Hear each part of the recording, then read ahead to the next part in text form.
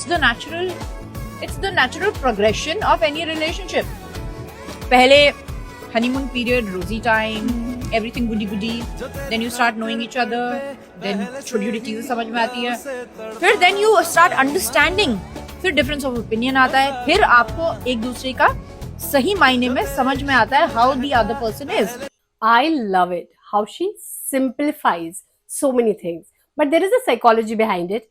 Let me explain. The first phase, honeymoon phase. This high attraction, idealization, fantasy. You fall in love with the potential, not with the real person. So you are all gaga about it. And then the second phase, familiarity phase.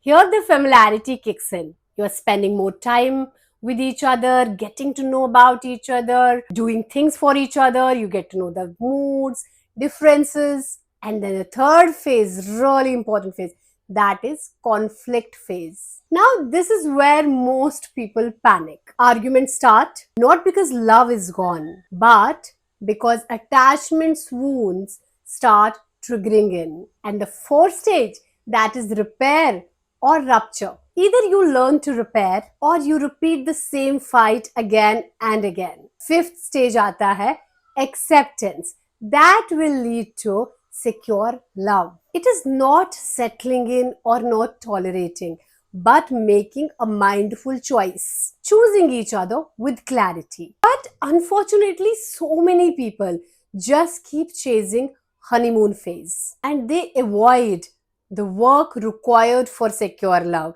जब conflict phase आता है, they start parting ways. Or even if they choose each other, na, they don't choose each other from the space of understanding, love, clarity. They choose each other from the space of attachment.